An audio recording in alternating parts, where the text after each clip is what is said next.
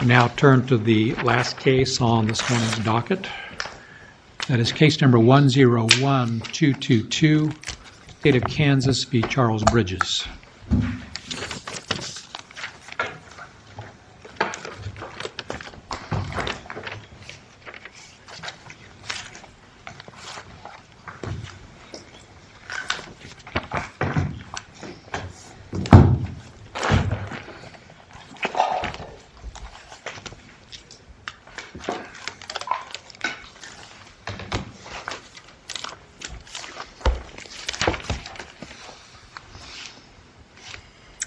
May it please the Court, I'm Heather Cessna with the Appellate Defender Office here on behalf of the defendant, Mr. Bridges. And I would like to request 4 minutes for rebuttal time, please. 4 minutes is granted. Thanks.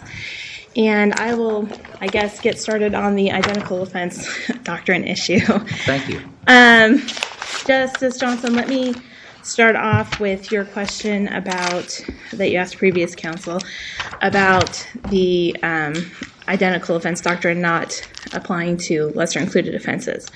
And I guess my response to that is I think that is supposed to cover a situation where, for instance, you've got a higher severity level of battery and a lower severity level of battery, and the lower severity level of battery is totally incorporated sort of by the higher severity level, that we don't get to stand up here and say, okay, because one of those is wholly incorporated in the other and one has the lesser, that somehow you get the lower severity level.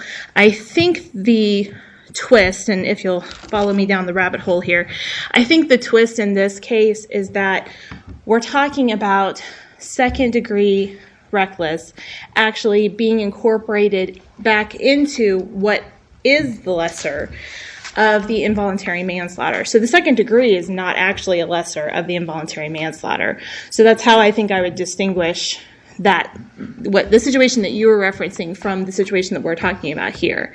That the second degree is wholly incorporated, the reckless second degree is wholly incorporated under this argument that we've made in our brief. But in Sandberg, it was under 14 and under 16, and so the more serious crime was incorporated into the lesser in that case.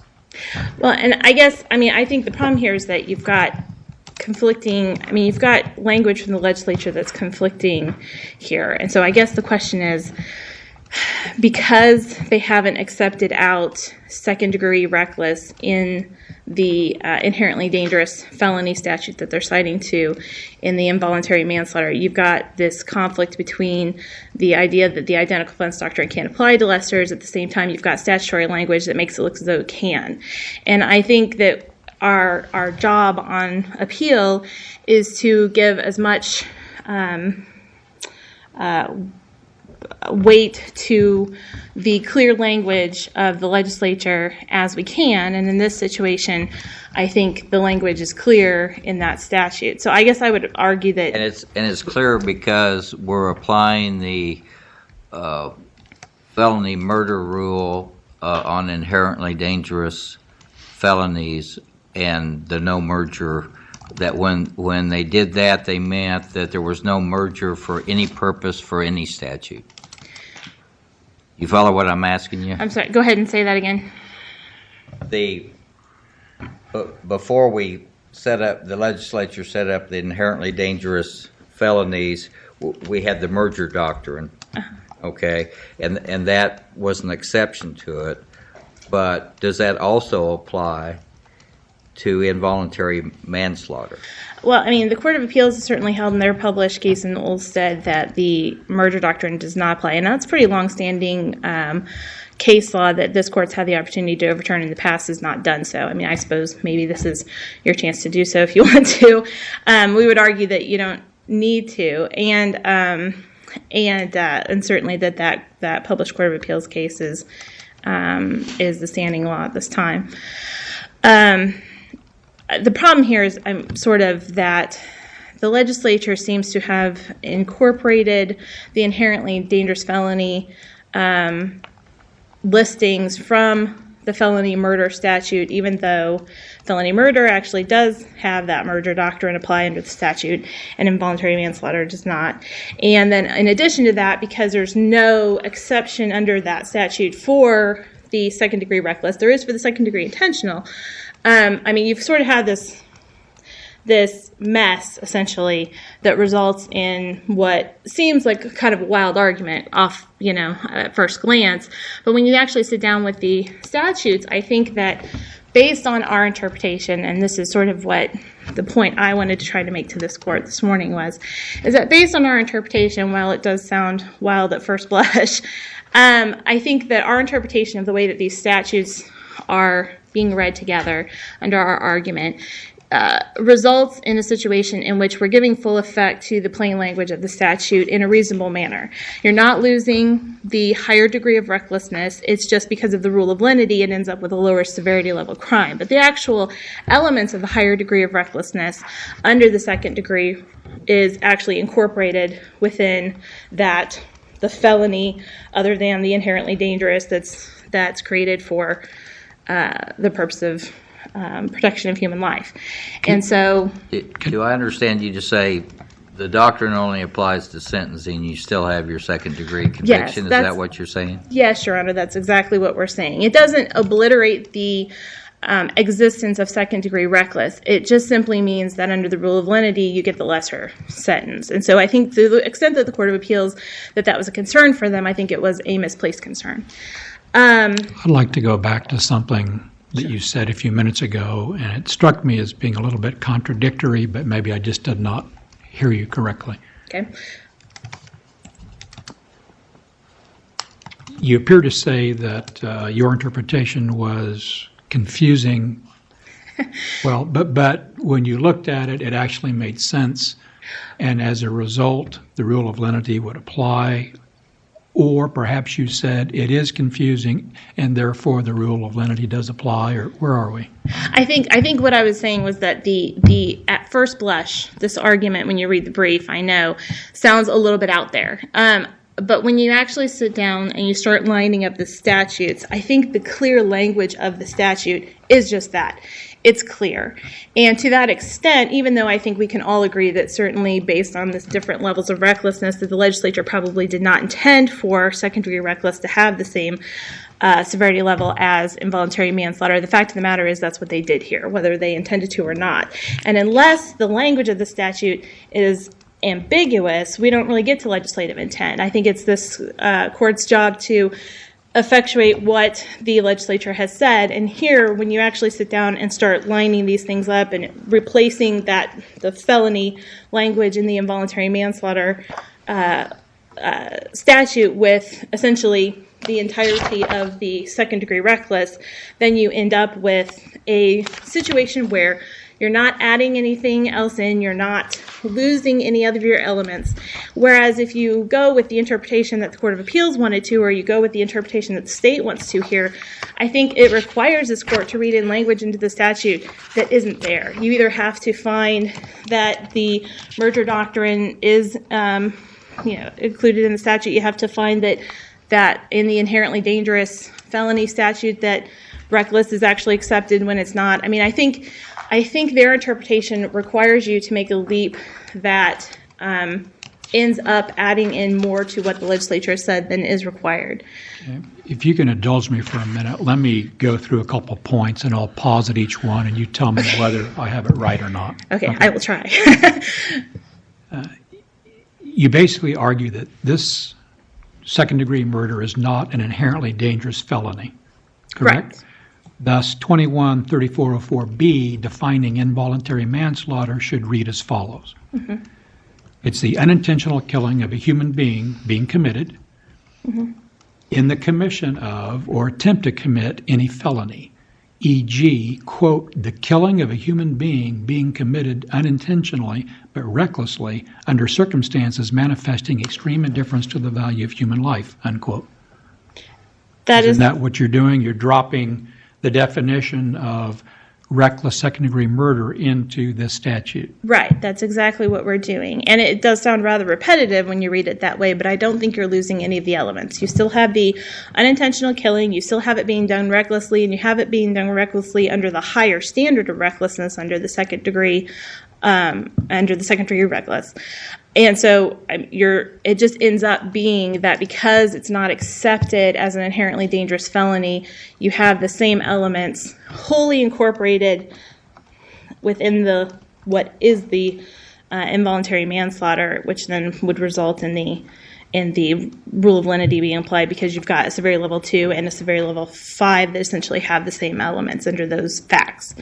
So, I mean, that's why I'm saying it's a little bit of a, you have to really, I think it helps to lay it out like that to replace that definition. But that's precisely what we're trying to do.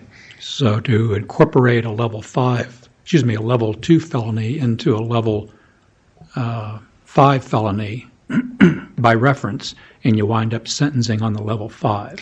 Correct. And I mean, I think there's several ways that the legislature could have fixed this, and I think the problem is that they haven't. I mean, there's various ways that they could have worded this that would have accepted out second degree reckless, and they haven't done so, or said that the merger doctrine doesn't apply with involuntary manslaughter, and they haven't done, or that the merger doctrine does apply, to involuntary manslaughter. They haven't done any of those things. And perhaps it's because they've never had their attention brought to this problem. But I'm sure if this court rules the way that we would like them to, it would be. So you think it helps you if we lay it out and read that involuntary manslaughter is the reckless killing of a person while recklessly killing a person? Well, Helps you? It's incorporating while manifesting extreme indifference to the value of human life. Right, and that's how we're not losing that greater. That's how you're ending up with the identical elements instead of losing that greater degree of recklessness. Is that sort of answering what you're getting to, or am I talking around the problem here? Well, I guess whether you agree with me or not. Am I answering your question, or am I missing I understand. I think your argument that basically, since it is a complete incorporation, it's not going to be a lesser included offense. It is, on its surface, an identical offense. Right. I mean, and then the point that I was getting at, and maybe Justice Johnson was as well, he can speak for himself, it just seems rather strange that when you do that, and you're moving a level 2 felony into a level 5, and then you're basically unintentionally killing a human being twice, the first time just unintentionally, the second time with extreme indifference to the value of human life. And if you get past that confusion or conflict, perhaps, then you, as I said earlier, sentence for level 5. Right. Well, and I think that confusion or conflict is, as you were referencing, is partially to do with the merger doctrine, and I guess that's what we're getting at, is either we're going to have to say that the merger doctrine does apply to involuntary manslaughter, or we're going to have to say that this statute somehow accepts out to the second degree. And we would argue that under these long-standing cases that the merger doctrine does not apply to the involuntary manslaughter, and that because it's wholly incorporated, it's an identical offense, and therefore under the rule of lenity you get that lesser. You get the lesser penalty. I'm still having trouble with the wholly incorporated, because Sandberg had the higher degree was doing this offense with a victim that was under the age of 14. Mm-hmm. And the lesser was under the age of 16. So if you're under the age of 16, you're obviously under the age of 14, so all the elements of the more serious is included in the lesser included. And how is that different from what you're arguing here? Well, I think, Your Honor, it's explicitly because of the wording of the statute under the involuntary manslaughter, because it talks about any felony except for, and so it's because of the way that that's worded. I think you're not just including part of the elements, but you're actually including the entire crime. So that would be my response off the top of my head, Your Honor. Any other clarifying comments for us, counsel? Well, I don't know that those were clarifying, but I did my best, I think. Since I've run out of time, we'll go ahead and submit the rest of the issues on the brief, unless there was something else that the court wanted to ask about. Do we have any further questions of counsel? Thank you. Thank you.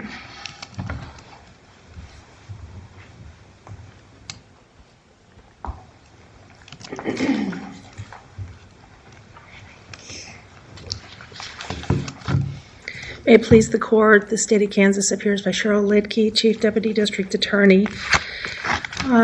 I wanted to address issue number 1, and since issue 6 has also been addressed by the court, I'll address it.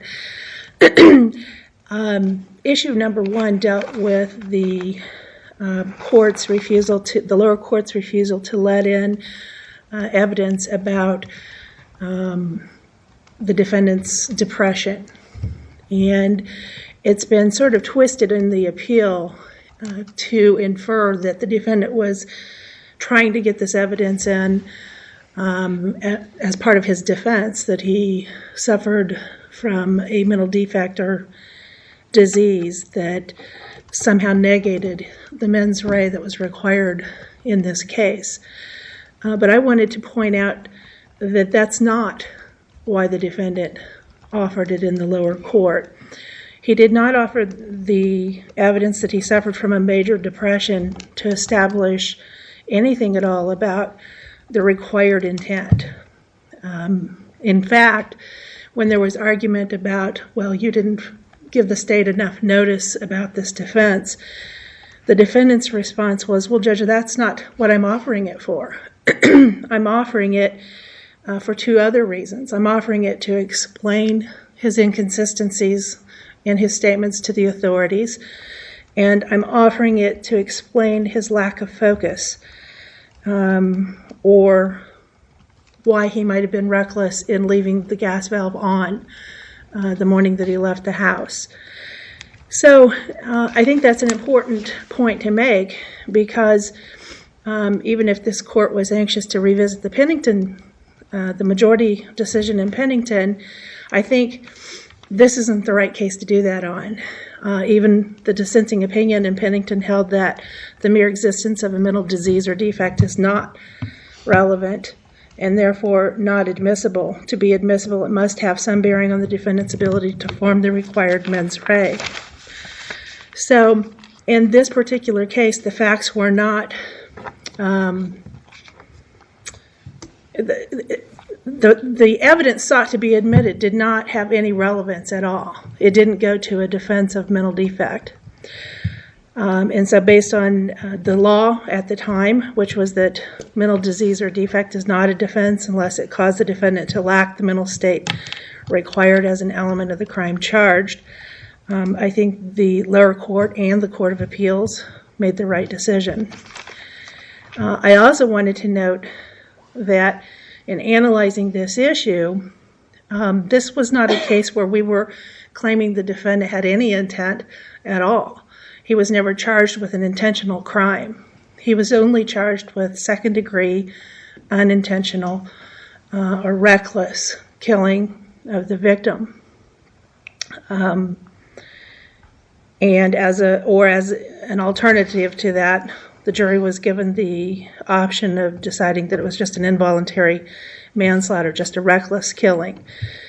So there was no way that evidence about his depression would have had any bearing at all on the jury's decision about whether he had the required intent, because intent wasn't an element of anything that he was accused of. And if you look at the statute under 213201A, it says that criminal intent is not required when the statute expressly provides that an act is criminal if done in a reckless manner. So it just furthers our argument that this evidence wasn't offered as any sort of mens rea defense. If there's no questions about that issue, I'll turn to the issue number 6, which there have been some questions about.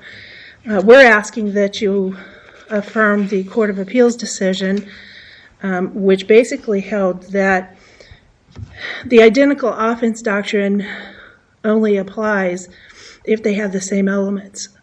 And this court, in a couple of cases, at least one that was cited by the state in their brief, and then the Cooper case that was also cited by the Court of Appeals, has said that these are not identical offenses.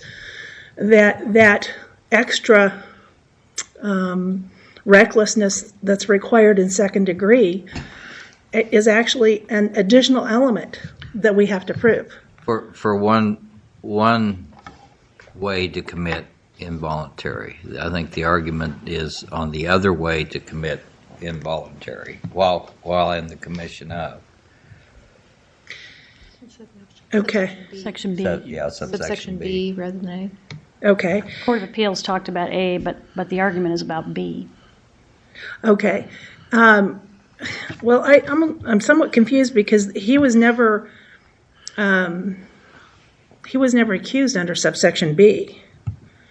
He was only accused under subsection A, so I'm not sure why we would need to go to that analysis. Well, but on the cases where we've applied it, the defendant wasn't accused of the identical offense. It was that the court said that where there are identical offenses, you can't sentence under anything but the lower. And what he was accused of in that version of the involuntary manslaughter was not identical to the second-degree reckless that he was accused of. I guess I'm not following why the second Your section... point is you don't even get to the identical offense doctrine because their argument is to compare B to involuntary manslaughter, and your argument, as I understand it, is that he was not charged with B but A, Right. so we're done. Is that right? Yes. Okay. But that doesn't matter to the identical offense doctrine. It's whether there is an offense out there that would qualify, and I think the argument of the defendant here is that under Section B, involuntary manslaughter, 213404B, Well, that might well be, but why would you create an issue in a case that wasn't raised below? I mean, it's not an issue in this case. The Court of Appeals nor the lower court never said that subsection B under that statute created an identical well, offense. accepting for right now that that's kind of what we do in identical offense cases. How would you argue that Section B doesn't fit? Well, it's still, I guess I'm looking at it in the opposite way. I'm looking at it as though the second degree requires a higher level of recklessness to begin with, and that's what distinguishes it even from this subsection B under the involuntary manslaughter. I don't think you can get around the fact that these aren't identical because there's an extra element that you have to prove in second degree than you do under any of the subsections of involuntary manslaughter. But you would have to prove it if you were using subsection B and the felony that was applicable was second-degree reckless. Then you would have to prove that higher degree of recklessness when you prove that defendant was in the commission of that felony. Well, I suppose you would, but then I go back to that's not the issue in this case. The issue in this case was whether under subsection A, whether that created a problem under the identical offense doctrine. And when you said he was charged, I thought he was charged with second degree. He was charged with second degree And unintentional. The subsection A, involuntary, was a lesser included offense instruction. Correct. And as I recall, I don't believe there was anything else other than subsection A that was ever requested by the defense. And there was no complaint by the defendant that that involuntary was not a lesser included offense. Right. This wasn't raised down in the lower court at all, but I think the Court of Appeals appropriately held that it could consider this issue for the first time on appeal, and then it decided it in our favor, and we're just asking that you, I guess I'm asking you not to expand the issues in this case. Perhaps you have some merit to what you're saying about subsection B, but it really doesn't apply to this case and shouldn't cause this court to reverse the Court of Appeals. You do understand, though, that under the identical offense doctrine, if you're convicted of an offense and there's a lesser offense that has identical elements, or a lesser crime offense, a lesser penalty offense that has identical elements, you can only be sentenced under that lesser penalty. It doesn't really matter if you were charged. It doesn't really matter if if you received a lesser included instruction. It's just examining those two statutes to determine. I guess, Yeah, if no, it's I'm not identical. aware that that's Okay. the law. Okay.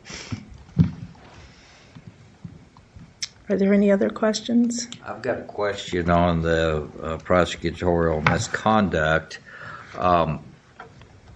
There was one comment about the friend, Roger Davis, not helping with the first water heater replacement. I think it was referred to as concocted a story about that.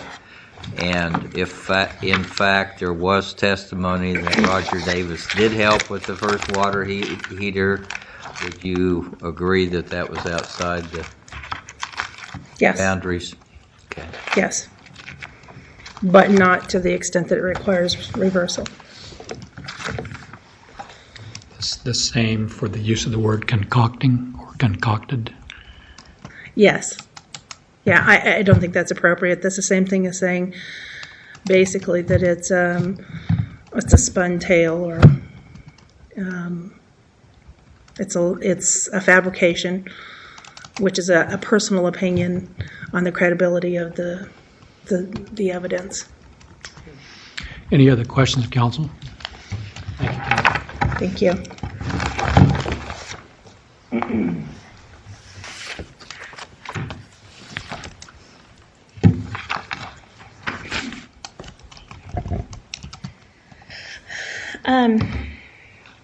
I guess since I didn't get a chance to talk about any of the other issues, was there something in particular that you wanted to ask me about those other issues, or else I suppose we would rest on our brief and ask that this court vacate Mr. Bridges' convictions and at the very least remand him back for a severity level 5, if not a new trial.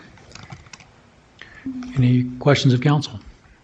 I see none. Thank you. Thank you. Thank you both for your arguments this morning. Clerk will take this matter under advisement. This county court is in recess until 9 o'clock tomorrow morning.